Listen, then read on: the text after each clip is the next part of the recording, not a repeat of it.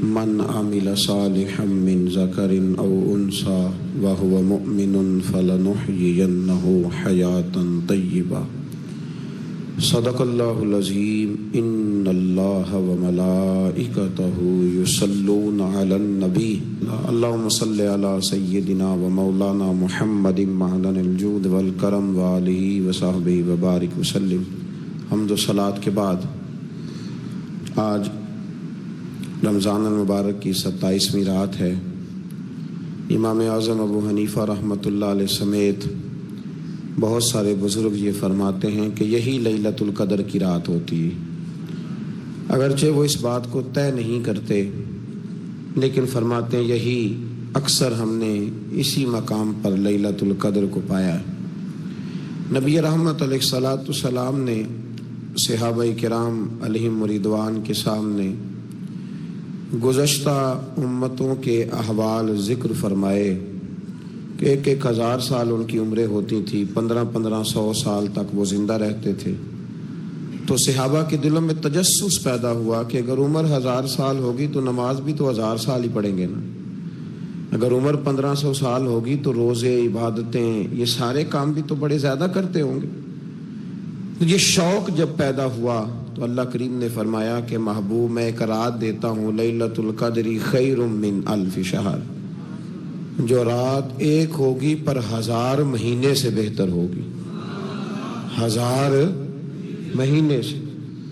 یہ رات اگر کسی کو میسر آ جاتی ہے اور پھر وہ صدق کے دل کے ساتھ، یعنی توجہ کے ساتھ، انہماک کے ساتھ، احتساب کی نیت سے، گناہوں کی معافی کی نیت سے اگر وہ اس رات کا قیام کرتا ہے، عبادت کرتا ہے، ذکر کرتا ہے، دعا کرتا ہے، تو محبوب کریم علیہ السلام نے وعدہ فرمایا ہے کہ اللہ اس کے پچھلے سارے گناہوں کو معاف فرما دے گا۔ دین، شریعت، قرآن، اسلام یہ بحث کرنے نہیں آیا دنیا میں۔ علماء جو بحث کرتے ہیں وہ توضیحات کے لیے، تشریحات کے لیے، تفاسیر کے لیے، وہ ان کا مقام ہے، لیکن ہم جو عوام بحث کرتے ہیں تو سمجھ لیں کہ دین بحث کرنے کے لیے نہیں آیا، دین تو عمل کرنے کے لیے آیا، اس پر عمل کیا جائے گا، عمل کی کوشش کی جائے گی۔ اور قرآن مجید نے کہا من عمل صالحا من ذکر او انثی، جو کوئی بھی اچھے عمل کرے چاہے وہ مرد ہو یا عورت ہو، وہو مؤمن، شرط یہ ہے کہ وہ مومن ہو، فلنحیینہ حیاتا طیبہ، فرمایا ضرور ہم اسے پاکیزہ زندگی عطا فرما دیں گے۔ جو عمل والے لوگ ہوتے ہیں انہیں اللہ کون سی زندگی دیتا ہے؟ حیات طیبہ، پاکیزہ زندگی۔ اللہ پاک، صاف ستھری، غلاظتوں سے پاک زندگی دیتا ہے جو بندہ عمل کرتا ہے۔ توبہ کا مطلب یہ ہوتا ہے کہ میں پچھلے گناہ پہ شرمندہ ہوں اور آئندہ نہ کرنے کا پکا وعدہ کرتا ہوں۔ انسان ہے، وعدے کے باوجود بھی کہیں غلطی کر لیتا ہے تو اللہ معاف کرنے والا ہے، لیکن وہ ساری رات روتا رہا، ہر مسجد سے چیخنے کی آواز آئی، اس نے ساری رات مسجد میں رو کے گزاری، لیکن جھوٹ چھوڑنے کا اس کا ارادہ ہی کوئی نہیں۔ وہ تو کہہ رہا ہے 3 دن کا رمضان رہ گیا ہے، پھر میں نے دیکھ نہیں لینا تمہیں۔ فساد چھوڑنے کا اس کا پروگرام ہی کوئی نہیں۔ وہ تو میاں طے شدہ بات ہے کہ سویرے وہ دکان پہ جائے گا اور صبح جو بیسن بیچے گا نا سموسے اور پکوڑے کے لیے، اس میں بھی ملاوٹ کرنے کا ارادہ رکھتا ہے۔ تو یہ ساری رات توبہ توبہ کہنے کا کیا مطلب ہوا؟ کھل کے ساری رات اس نے توبہ توبہ کی۔ حضرت عمر فاروق رضی اللہ تعالیٰ عنہ کے بارے میں امام ابن جوزی نے لکھا ہے کہ رات کو نا گھر کے اندر بیٹھے بیٹھے اچانک رو پڑے حضرت عمر، 62 سال عمر ہے، خلافت کے آخری ایام چل رہے ہیں، تو رو پڑے ایسے ہی گھر میں بلا وجہ ہی۔ آپ کی اہلیہ نے، زوجہ نے بیٹے کو اٹھایا، فرمایا پتہ کرو تمہارے باپ کو کیا مسئلہ ہے، کہیں کوئی تکلیف تو نہیں، درد تو نہیں، صاحبزادے آئے؟ ابا جی کیا بات ہے؟ فرمایا اماں کو بلاؤ۔ سب لوگ جمع ہو گئے تو جناب عمر فاروق رضی اللہ تعالیٰ عنہ فرمانے لگے کہ بیٹھو میرے ارد گرد۔ سب بیٹھ گئے تو فرمانے لگے آج جب میں مسجد سے نکلا تھا تو میرے نبی پاک کے سچے صحابہ، سچے رسول کے سچے صحابہ، حضور کے سچے غلام یہ کہہ رہے تھے کہ عمر بڑا ہی اچھا ہے، عدل والا ہے، انصاف والا ہے۔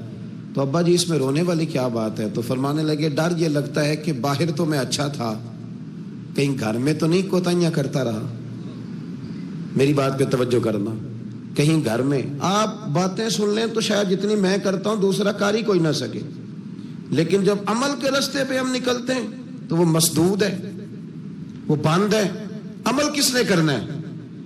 آپ کوئی آیت پڑھیں تو یہاں غلطی نکالنے والے 20 لوگ مل جائیں گے، 20 لوگ، لیکن اس آیت پہ عمل کرنے والے کتنے ملیں گے؟ تو حضرت عمر فاروق رو رہے تھے، کہنے لگے کہیں تمہارے حقوق تو نہیں پامال کرتا رہا. تو آپ کی اہلیہ نے جب سنا تو وہ کہنے لگی عمر مجھے تو بڑا پرانا شکوہ ہے، آپ کا جاہ و جلال اتنا تھا میں بات نہیں کر سکی. عمر تم نے سارا دن مسجد میں گزار دیا اور ساری رات نقاب اوڑھ کے مدینے کی گلیوں میں گزار دی، میں تو زندگی کی کوئی خوشی دیکھ ہی نہیں سکی. چاہ تو میرے اندر بھی تھے نا کہ میرا شوہر کچھ گھڑیاں بیٹھتا کہیں مجھے لے کے جاتا، تو میں تو کچھ نہیں دیکھا، مجھے بڑا شکوہ ہے. تو حضرت عمر کہنے لگے چل اللہ کی رضا کے لیے معاف کر دے. بھئی معافی بیوی سے نہیں مانگی جا رہی، معافی اپنی غلطی کی مانگی جا رہی. یہ سمجھ لیں، بیوی کے لیے تو خامد کا بہت بڑا مقام ہے نا، لیکن یہاں غلطی کس بات کی ہے؟ اپنی کمزوری پر غلطی کا اعتراف کر کے معذرت کا سوال کیا جا رہا ہے. تو حضرت عمر کہنے لگے معاف کر دے. تو اہلیہ کہنے لگی میں نہیں معاف کرتی، میری شرط پوری کریں. فرمایا وہ کیا؟ فرمانے لگی قیامت میں جب اللہ آپ کے لیے جنت کا حکم دے گا تو آپ میری سفارش کریں گے اللہ کی بارگاہ میں؟ سفارش کریں گے کہ یا اللہ مجھے کپڑے دھو کے دیتی تھی، میری عزت کی حفاظت کرتی تھی، میرے بستر کو پاک رکھتی تھی، کہیں گے؟ تو حضرت عمر فرمانے لگے تیرے ساتھ وعدہ رہا، رب نے اگر عمر کو اپنے فضل، اپنے کرم اور اپنے محبوب کے صدقے جنت دی تو عمر تیرے بغیر جنت میں نہیں جائے گا. عمل کا راستہ، عمل کا راستہ. دیکھیں نا، 2 دفعہ استاد بات کرتا ہے، 2 دفعہ،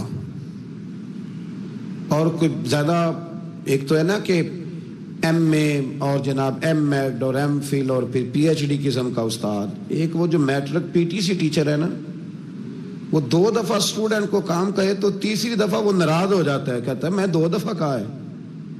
بچے کو آپ 2 دفعہ کہتے ہیں اور اگر تیسری دفعہ کہنا پڑے تو غصہ آتا ہے نہیں آتا؟ بھئی تو نے اتنی دفعہ کہا ہے، تو سمجھ نہیں رہا بات کو. اور اگر اللہ کریم قرآن مجید میں سینکڑوں دفعہ کہے نماز پڑھو، سینکڑوں دفعہ، اور یہ بہانے کر رہا ہے، یہ بھی پروگرام بنا رہا ہے، پھر کہتا ہے میں بے چین رہتا ہوں، میں بے قرار رہتا ہوں. عمل کا راستہ اس کو اختیار کریں، آپ سکون میں رہیں گے. بد عمل آدمی اور بے عمل آدمی یہ ہمیشہ پریشان رہتے ہیں، ہمیشہ. عمل کریں، توبہ کریں تو پھر بدل جائیں، پھر تبدیلی آئے. اور یہ کوئی مشکل کام نہیں، جو بدلنے والے تھے وہ بدل گئے. بڑا کچھ کرتے تھے پر پھر وہ لوگ بدل گئے. حضرت ایک استاد تھے تو وہ فرمایا کرتے تھے کہ اگر پڑھے لکھے آدمی کو تم بے عمل دیکھو تو اس سے دور ہٹ جایا کرو، ورنہ تمہیں بھی بے عمل کر دے گا. میں نے ان سے عرض کی، میں نے کہا حضور یہ کیا ہے؟ تو فرمانے لگے اپنے حضرت صاحب سے پوچھنا، وضاحت کریں گے. میں نے حضرت صاحب سے کہا جی عجیب بات کر دی ہے، علم والے بندے کے پاس بیٹھ کے تو علم آتا ہے. تو وہ فرما رہے تھے کہ علم والے بندے کے پاس اگر وہ بے عمل ہو تو بالکل نہ بیٹھنا. تو حضرت صاحب فرمانے لگے انہوں نے صحیح کہا ہے. اب بات بہت بڑی ہے، پتہ نہیں آپ کی سمجھ میں آتی ہے نہیں آتی، بہرحال کر دیتا ہوں. پڑھا لکھا بندہ اگر بے عمل ہو تو اس کے پاس، تو میں نے کہا حضور کیوں؟ فرمانے لگے اس لیے کہ وہ اپنی بے عملی پر بھی دلائل دے گا، وہ بے عملی پر بھی دلیلیں قائم کرے گا کہ یہ وجہ ہے تو اس لیے میں ایسے کر رہا ہوں. تو چونکہ وہ بے عمل ہے اور ہے پڑھا لکھا، نبی کریم صلی اللہ علیہ وسلم کے غلام نہ پل بھر میں بدل جاتے تھے.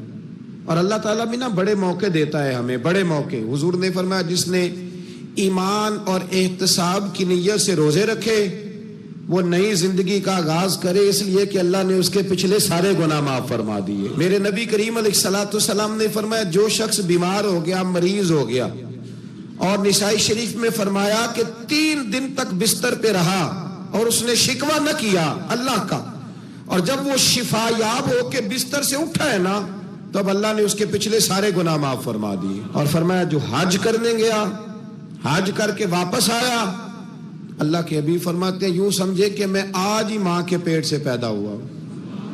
بڑے موقع اللہ نے دیے، بڑے موقع، بڑے سارے موقع عطا فرمائے کہ میں تیرے پچھلے گناہ معاف کر دوں گا، تو بھی تو نئی زندگی کا آغاز کرنا. تو بھی تو شروع کرنا نئے سرے سے، تو بھی تو بدل کے آنا، تو بھی تو اپنے اندر تبدیلی پیدا کرنا۔ سالوں بیت گئے، ہمیں سالوں بیت گئے، تقریر کرتے، تقریر سنتے، قرآن سنتے، پورا قرآن سنتے، ترجمہ اور تفسیر لوگوں نے پڑھ پڑھ کے بڑا جگہوں پہ لوگ دلائل دیتے، بات کرتے۔ کب وہ وقت آئے گا جب ہم عمل کریں گے؟ حضرت عبداللہ ابن مسعود فرماتے ہیں تمہیں پتہ چلے اذان کا ثواب کتنا، تم قرآن اندازی کرو۔ کب کرنی ہے؟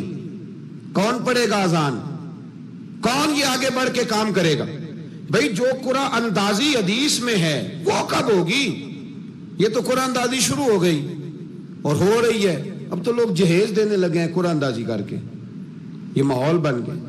دین عمل کرنے کے لیے آیا ہے، جو حکم میرے نبی پاک کے غلاموں کو ملا انہوں نے عمل کر کے دکھایا، انہوں نے عمل کر کے دکھایا، وہ عمل کے میدان کے لوگ تھے۔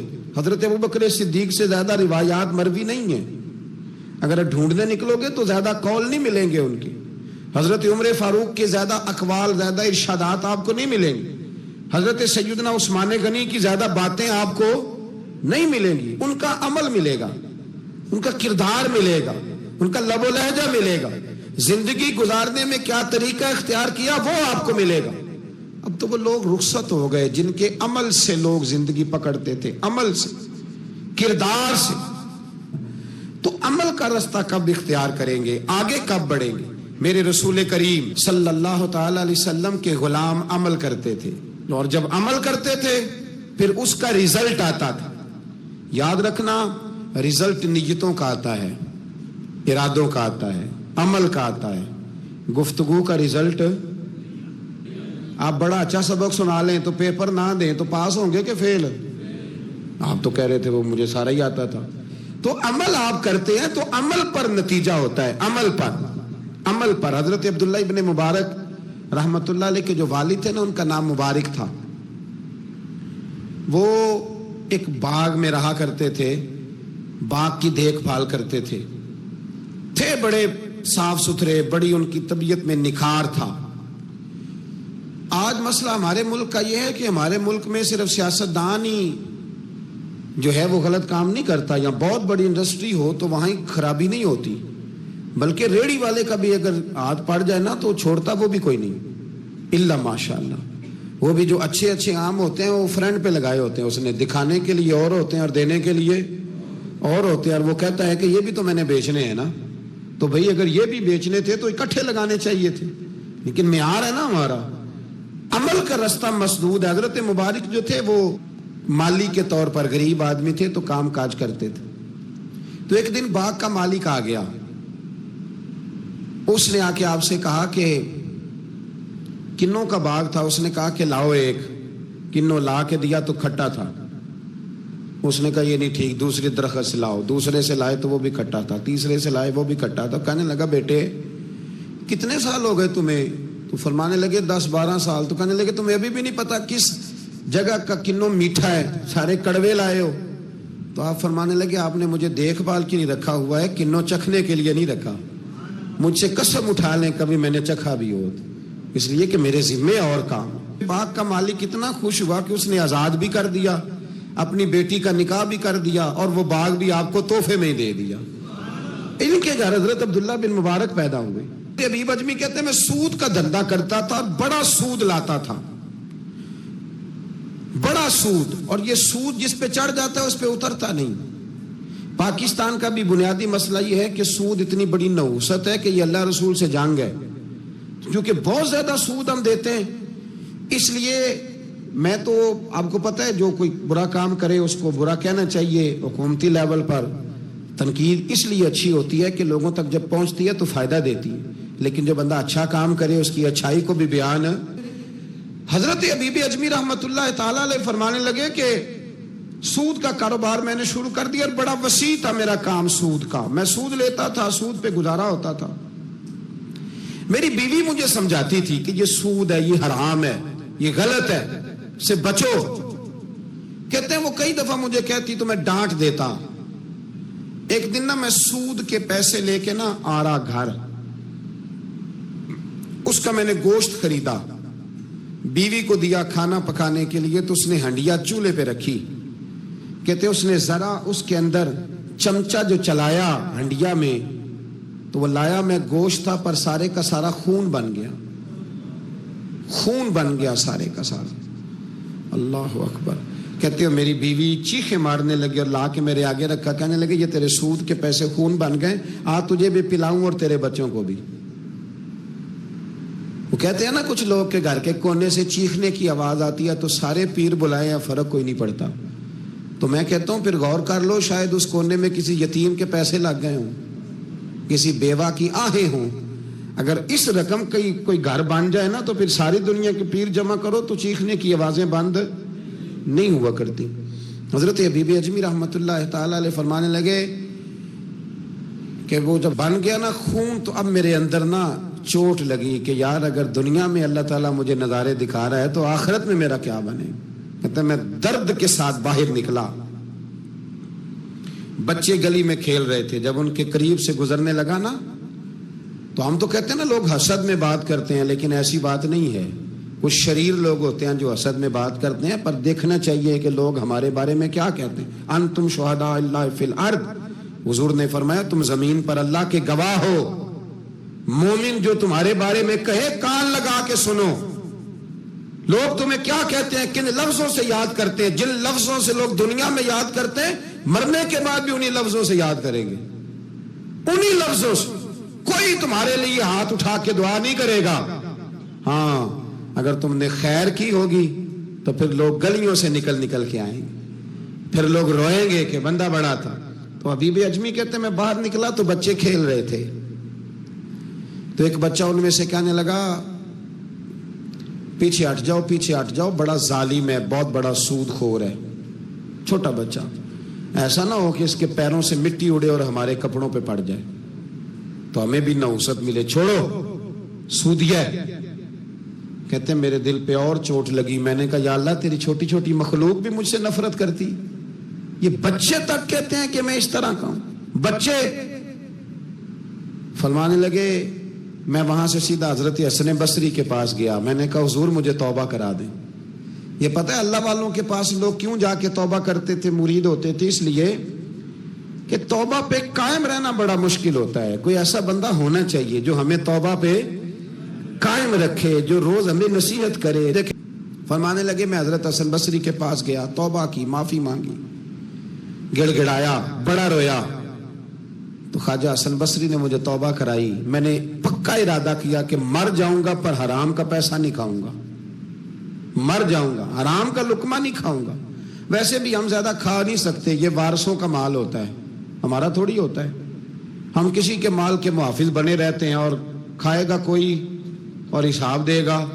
اور جہاں تک بچوں کا معاملہ ہے نا, بچے اچھے ہوں نا تو پیسے بانی جاتے ہیں, اور بچے نالائق نکل آئیں تو جو ہوں وہ بھی اجڑ جاتے ہیں. تو اس لیے محنت تربیت پر ہونی چاہیے, نہ کہ بینک بیلنس پر ہونی چاہیے. حضرت حبیب اجمی کہتے ہیں واپس آیا سچی توبہ کر کے, ایک لقمہ حرام نہیں کبھی لوں گا.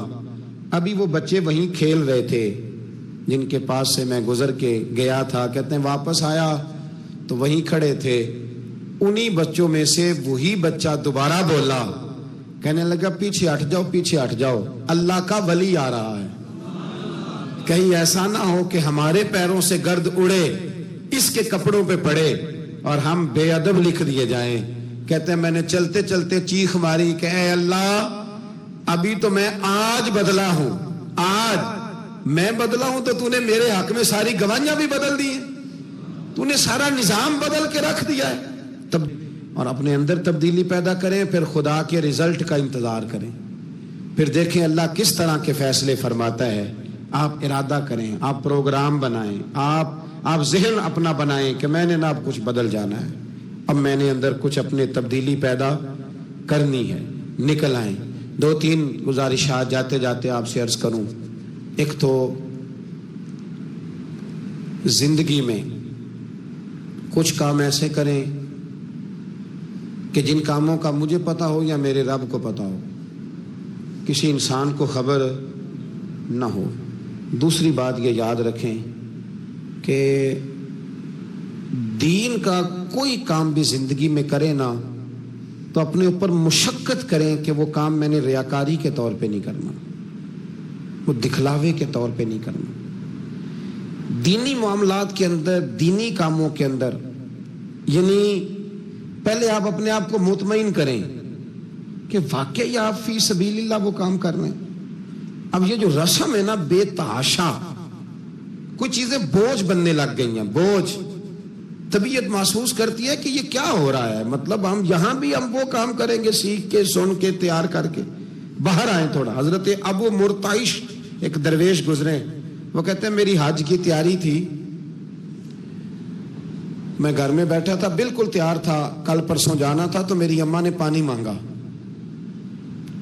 بیٹا پانی دینا۔ رسالہ ایک کشہریہ میں اس کو لکھا ہے، کہتے ہیں اماں جی نے کہا پانی لاؤ، تو میں نے نا چھوٹے بھائی سے کہا اماں جی کو پانی دینا،